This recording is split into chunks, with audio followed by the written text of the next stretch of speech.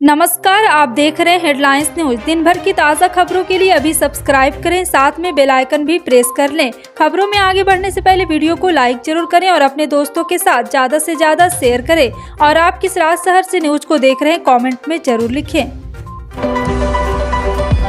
बता दें, बिहार से बड़ी खबर सामने आ रही है। मुख्यमंत्री नीतीश कुमार ने मंगलवार को बड़ा बयान दिया है। मुख्यमंत्री नीतीश कुमार ने कहा है कि वर्ष 2025 का विधानसभा चुनाव नीतीश कुमार के नेतृत्व में लड़ा जाएगा। उन्होंने कहा है कि तेजस्वी यादव को ही महागठबंधन को आगे बढ़ाना है। साथ ही उन्होंने इस बात का भी स्पष्ट किया है कि प्रधानमंत्री पद के उम्मीदवार नहीं है। नीतीश कुमार ने यह बयान महागठबंधन विधानमंडल दल की बैठक खत्म होने के बाद दिया है। इस बैठक में महागठबंधन के सभी 7 दल शामिल हुए। महागठबंधन विधायक दल की बैठक में राजद, जदयू, कांग्रेस और लेफ्ट की सभी पार्टियों के विधायक और एमएलसी मौजूद रहे। वहीं मुख्यमंत्री नीतीश कुमार ने एक बार फिर खुद को पीएम रेस में न होने की बात कही है।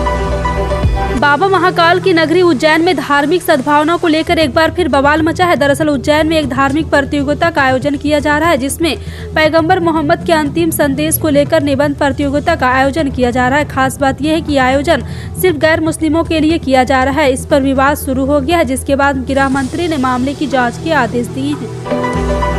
यूपी नगर निकाय चुनाव में बीजेपी विधानसभा चुनाव के फार्मूले को दोहराने की तैयारी कर रही। भाजपा फरवरी में आयोजित विधानसभा चुनाव 2022 की तर्ज पर अलग अलग मोर्चों के सम्मेलन आयोजित करेगी। पिछड़ा वर्ग, अल्पसंख्यक, अति पिछड़ा वर्ग, व्यापारी और किसान महिला सम्मेलन पार्टी की ओर से आयोजित किए जाएंगे। हर नगर निगम में जाति बहुल्यता के हिसाब से ये सम्मेलन आयोजित किए जाएंगे। विधानसभा चुनाव में बीजेपी गठबंधन ने 255 सीटें जीती थी, जबकि समाजवादी पार्टी तमाम प्रयासों के बावजूद 111 पर सिमट कर रह गई थी। एमआईएम प्रमुख मुखिया असदुद्दीन ओवैसी ने केंद्र सरकार पर भारत चीन सीमा के मसले पर देश को गुमराह करने का आरोप लगाते हुए कहा है कि चीन महामारी मुख्य भूमि पर कब्जा करके बैठा है, अंदर घुसकर हमला कर रहा है, लेकिन भारत सरकार चीन से निपटने के लिए राजनीतिक इच्छा शक्ति नहीं दिखा पा रही है। ओवैसी ने कहा है कि देश के प्रधानमंत्री राजनीतिक नेतृत्व के मामले में नाकाम साबित हो रहे हैं। सीमा पर झड़प के मसले पर गृह मंत्री अमित शाह और रक्षा मंत्री राजनाथ सिंह द्वारा दिए गए बयान की आलोचना करते हुए असदुद्दीन ओवैसी ने कहा, 9 तारीख को यह झड़प होती है और खबर सामने आने के बाद 13 दिसंबर को सरकार इस पर बोलती है। हवाई यात्रियों की बढ़ती भीड़ के बीच इंडिगो एयरलाइन ने यात्रियों को घरेलू प्रस्थान को कम से कम 3.5 घंटे पहले दिल्ली हवाई अड्डे पर पहुंचने के लिए एक यात्रा परामर्श जारी किया है। एयरलाइन ने यात्रियों से सुचारू सुरक्षा जांच के लिए 7 किलोग्राम वजन का केवल एक हैंड बैग ले जाने की सलाह दी। गौरतलब है कि दिल्ली के हवाई अड्डे पर यात्रियों की भारी भीड़ उमड़ रही है। राष्ट्रपति द्रौपदी मुर्मू बुधवार को ईवी यात्रा में पोर्टल और एक मोबाइल एप्लीकेशन लॉन्च करने वाली है। इस एप्लीकेशन के जरिए यात्री सार्वजनिक ईवी चार्जर का पता लगा सकेंगे। ऊर्जा मंत्रालय ने मंगलवार को जारी विज्ञप्ति में कहा है कि राष्ट्रपति मुर्मू राष्ट्रीय ऊर्जा संरक्षण दिवस के अवसर पर राष्ट्रीय ऊर्जा संरक्षण पुरस्कार और राष्ट्रीय ऊर्जा दक्षता नवाचार पुरस्कार विजेताओं को भी सम्मानित करेगी। प्रधानमंत्री की विकास पैकेज 2015 के तहत कश्मीर से पलायन करने वाले लोगों को 2693 सरकारी नौकरियां प्रदान की गई है। केंद्रीय गृह राज्य मंत्री नित्यानंद राय ने लोकसभा में मंगलवार को यह जानकारी दी। उन्होंने बताया है कि सरकार ने कश्मीरी प्रवासी और कर्मचारियों के लिए 6000 ट्रांजिट आवासों के निर्माण को भी मंजूरी दी है, जो घाटी के जम्मू कश्मीर सरकार के विभिन्न विभाग में कार्यरत है या कार्य करेंगे। अरुणाचल प्रदेश के तवांग में भारत और चीन के सैनिकों के बीच हुई संघर्ष को लेकर सदन में विपक्ष ने सरकार पर जमकर प्रहार किया है। वहीं विपक्ष के सवालों का जवाब देते हुए केंद्रीय गृह मंत्री अमित शाह ने कांग्रेस पर पलटवार किया है। अमित शाह ने कहा है कि राजीव गांधी फाउंडेशन को चीन की ओर से 1.35 करोड़ मिले थे। उन्होंने कहा है कि यह दोहरा चरित्र ठीक नहीं है। केंद्र सरकार ने मंगलवार को संसद में बताया कि सिर्फ बिहार ही नहीं, कई अन्य राज्य की जातिगत जनगणना की मांग कर रहे। लोकसभा में गणेश मूर्ति के प्रश्न के लिखित उत्तर में केंद्रीय गृह राज्य मंत्री नित्यानंद राय ने यह जानकारी देते हुए कहा कि बिहार, महाराष्ट्र और उड़ीसा के साथ साथ कुछ संगठनों ने आगामी जनगणना में जाति आधारित विवरण एकत्र करने का अनुरोध किया है। नित्यानंद राय ने यह भी कहा है कि भारत सरकार ने आजादी के बाद से जनगणना में अनुसूचित जाति जनजाति के अलावा जातिवार जनसंख्या जनगणना नहीं की है। हिमाचल प्रदेश के नवनिर्वाचित मुख्यमंत्री सुखविंदर सिंह सुक्खू ने मंगलवार को प्रदेश के राज्यपाल राजेंद्र विश्वनाथ आर्लेकर से शिष्टाचार मुलाकात की। इस मुलाकात के दौरान उन्होंने राज्यपाल राजेंद्र विश्वनाथ को भरोसा दिया कि वे राज्यपाल के मार्गदर्शन में हिमाचल प्रदेश का विकास करेंगे और पूरे देश में उसे एक आदर्श राज्य बनाएंगे। अगले महीने भारत में होने वाले पुरुष हॉकी विश्व कप के मैचों का सबसे महंगा टिकट 500 रुपये का होगा। आयोजकों ने मंगलवार को टिकट की कीमतों की घोषणा की। हॉकी इंडिया ने एक बयान में कहा है कि भारत के मैचों के लिए वेस्ट एंड के लिए टिकट 500 रुपये और ईस्ट एंड के 400, नॉर्थ और साउथ के 200 रुपये होगी। दूसरी टीमों के मैचों के लिए वेस्ट स्टैंड के लिए 500 रुपये और ईस्ट के लिए 200 और नॉर्थ तथा साउथ स्टैंड के लिए 100 रुपये की होगी। उत्तर प्रदेश के मुख्यमंत्री योगी मंगलवार को मथुरा दौरे पर आए। इस दौरान उन्होंने श्री कृष्ण जन्म स्थान में पूजा अर्चना की और उसके बाद भगवान भवन, गर्भगिरा, योगमाया मंदिर और ठाकुर केशव देव मंदिर में दर्शन किए। मुख्यमंत्री ने मथुरा में 210 विकास योजनाओं का लोकार्पण और शिलान्यास भी किया है। कुल 822.43 करोड़ की परियोजनाएं हैं और सेठ BN पोद्दार इंटर कॉलेज में प्रबुद्ध जन सम्मेलन को संबोधित भी किया। रेल मंत्रालय ने सार्वजनिक एवं निजी भागीदारी के जरिए रेलवे स्टेशन को मौद्रीकरण करने का प्रस्ताव वापस ले लिया है और अब इन परियोजनाओं का क्रियान्वयन इंजीनियरिंग, खरीद और निर्माण के माध्यम से किया जा रहा है। एक सूत्र ने PTI भाषा को इसकी जानकारी देते हुए कहा, बड़ी परिसंपत्ति वाली श्रेणी के बारे में प्रस्ताव वापस ले लिया गया है। PPP मॉडल पर इन स्टेशनों के मौद्रीकरण के लिए लाए गए प्रस्ताव की जगह अब इन परियोजनाओं को EPP मॉडल पर क्रियान्वित किया जा रहा है।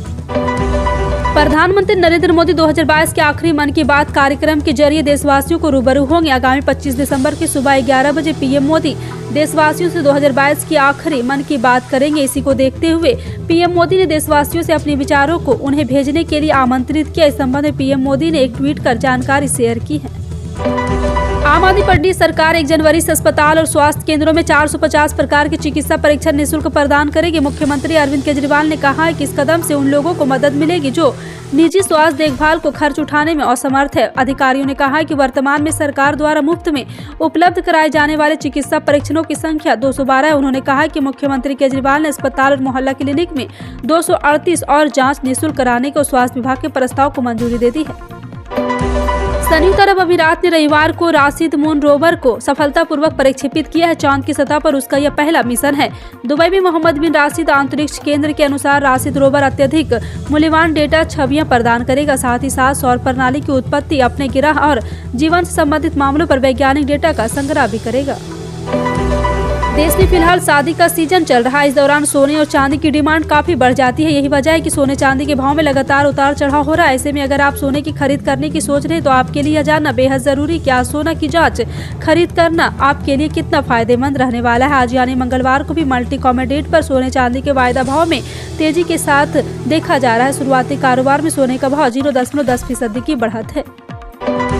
राष्ट्रीय सेवा योजना के स्वयंसेवक मध्य प्रदेश में गोद लिए गए आंगनबाड़ी केंद्रों में आवश्यकताओं का आकलन करने के शिविर के दौरान उनकी पूर्ति के लिए प्रयास करेंगे। इसके लिए महिला एवं बाल विकास विभाग के NS के बीच सहमति बनी है। दरअसल प्रदेश में 30,000 से ज्यादा आंगनबाड़ी केंद्र गोद तो लिए गए हैं पर उन केंद्रों की मूलभूत जरूरतें अभी भी पूरी नहीं हो रही है। जिले में धान खरीद का काम शुरू हुए करीब 1 पखवाड़ा हो चुका है, लेकिन अब तक 65,000 टन ही धान खरीदी हो सकी है और इस काम में आ रही व्यवहारिक अड़चनों ने जहां काम की गति मंद रखी है, वहीं निजी कंपनी PMS एंट्री में काम का अटका दिया है। जिले में कुल 118 खरीद केंद्र बनाए गए। इनमें से 22 केंद्रों पर अभी भी धान खरीदी काम नहीं शुरू हुआ है। केरल में विश्वविद्यालयों के कुलपति को लेकर राज्यपाल आरिफ मोहम्मद खान और राज्य सरकार के बीच चल रहे विवाद के बीच अब नया मोड़ आ गया है। केरल की विधानसभा में राज्यसभा को राज्यपाल को चांसलर पद से हटाने और पिनरई विजयन सरकार ने विधेयक पारित कर दिया है। इससे पहले इस विधेयक को विधानसभा में पेश किया गया था जो अब पारित हो गया है। Bihar school examination board BSEB ने साल 2023 में आयोजित होने वाले मैट्रिक यानी कक्षा 10 और इंटरमीडिएट कक्षा 12 की बोर्ड परीक्षाओं की तारीखें घोषित कर दी है। बिहार बोर्ड मैट्रिक परीक्षा 14 फरवरी से शुरू होगी। वहीं बिहार बोर्ड प्रैक्टिकल परीक्षा 10 से 20 जनवरी 2023 तक आयोजित की जाएगी। बिहार बोर्ड की ओर से 10वीं की परीक्षा को लेकर सब्जेक्ट वाइज डेट शीट जारी की गई है। संसद का शीतकालीन सत्र चल रहा है और विपक्ष सरकार पर हमलावर है। इसी क्रम में तेलंगाना के मलकजगिरी से कांग्रेस सांसद रेवंत रेड्डी ने सोमवार को प्रश्नकाल के दौरान गुजरात के मुख्यमंत्री के रूप में अपने कार्यकाल के दौरान प्रधानमंत्री नरेंद्र मोदी द्वारा रुपये पर की गई टिप्पणी को दोहरा दी है। रुपया ICU में है और वाली और यहाँ पे तत्कालीन CM मोदी की टिप्पणी का हवाला देकर एक बार फिर से चर्चा में आ गई। सदन का तापमान गर्म कर दिया है। पश्चिम बंगाल के मुख्यमंत्री एवं तृणमूल कांग्रेस सुप्रीमो ममता बनर्जी ने मंगलवार को आरोप लगाया है कि केंद्र में भारतीय जनता पार्टी की सरकार ने मेघालय और अन्य पूर्वोत्तर राज्यों की अनदेखी की है।